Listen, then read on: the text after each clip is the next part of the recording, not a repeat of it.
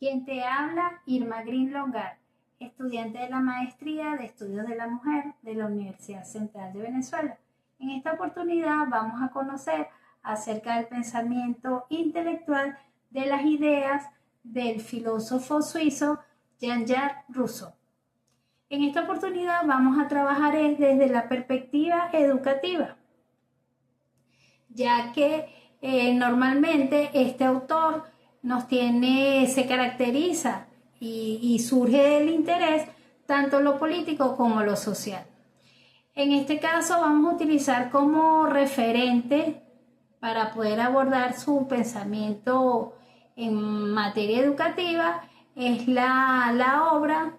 de mencionado autor denominada Emilio O de la Educación. Debemos considerar o debemos contextualizar que tanto el autor como su pensamiento de esta obra responde al movimiento de la Ilustración, que era un grupo de intelectuales que en este caso su corriente de pensamiento está dirigida hacia la razón, hacia la ciencia, hacia el progreso, como también en esa perspectiva de visualizar o de ver el bienestar y la felicidad de la humanidad. Es importante considerar que en este caso, en esta obra, habla o se concibe como un formato que hace referencia al tratado filosófico donde Rousseau genera una propuesta, en este caso educativa, pedagógica, utilizando una serie de recursos o ejercicios, ejemplos explícitos acerca de unos personajes que en este caso son ficticios, donde él explica, él plasma de cómo es el proceso ideal de educativo entre los hombres y las mujeres. En este caso, la perspectiva más general, o lo que podemos extraer, bien sea de importancia en función de esta obra, en este caso sería, básicamente, es el libro 5, que en este caso Emilio, como personaje ficticio, él está ya en el proceso de la etapa de la juventud y él hace esa narrativa de cómo Emilio se relaciona con una joven de nombre Sofía. Ya a partir de allí, él empieza a generar una argumentación bastante ordenada, bastante sistemática de cómo sería el proceso de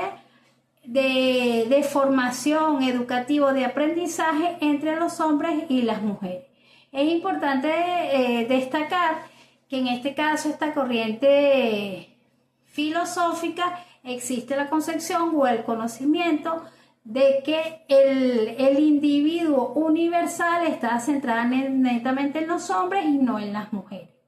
Entonces ya podemos nosotros considerar que ya desde allí en sí existe ese sesgo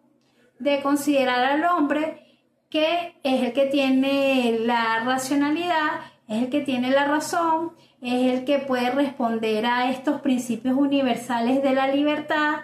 de la equidad, de que tiene posibilidades de explorar el mundo exterior en contraposición a las mujeres. En este caso, las mujeres ya serían muchísimo más sumisas, ya se consideran que serían de utilidad para servir y ser complementarias al hombre, negando la posibilidad del pensamiento intelectual y negándole la posibilidad de tener autonomía, tanto de pensamiento como de acción. Es importante en el caso, eso podría ser como en el caso de concepción de mundo, concepción de la parte de la concepción del hombre y las mujeres. Podemos considerar que es una visión, en este caso, que es binaria, porque en los componentes tanto de los hombres como las mujeres son totalmente excluyentes, en función de que para el hombre se centra más hacia lo natural, hacia las potencialidades que pudiese tener, y en el caso de las mujeres más sus atribuciones serían hacia la sumisión y hacia, como estaba mencionando, la utilidad. En el caso de la educación, es importante considerar que existe una demarcación o un límite entre el espacio o la esfera, en el caso del hombre que es público, que en ese hombre todas sus acciones o su conducta o sus actividades están más centradas hacia afuera, y en el caso de las mujeres, que sería ya un espacio público, público no privado, más hacia lo doméstico. Básicamente en esa narrativa, en esa obra, esa es la propuesta, esa es la teoría que este autor maneja con relación a la educación y la visión ontológica o la visión de hombre que se tiene con respecto a la educación. Y en este caso sería importante que uno de los objetivos que en este caso del pensamiento feminista, nosotros debemos reconocer, comprender y transformar las desigualdades de género, como también identificar esas relaciones de poder que históricamente han subordinado a la mujer. Por eso es muy pertinente y muy válido hacer este tipo de ejercicio, reconocer cuál es el pensamiento histórico que se tiene de la visión del hombre y de la mujer con relación a la educación y a las oportunidades de tener equidad e igualdad de los géneros. Y valdría la pena en este caso, bueno, que desarrollé unas preguntas que a propósito de la lectura y de la posibilidad de generar de asumir una perspectiva tanto crítica como reflexiva, valdría la pena uno preguntarse qué similitud o qué paralelismo nosotros podemos encontrar entre las nociones de Rousseau con respecto a cómo sería la educación entre los hombres y las mujeres,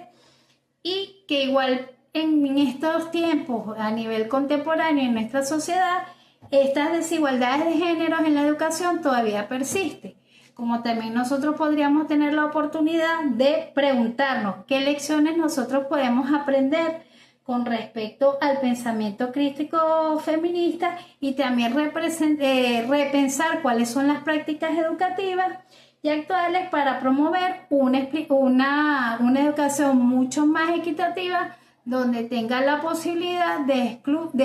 incluir otro género. Y para finalizar, bueno, agradecida por la atención y la receptividad, y se despide desde la gratitud Irma Green.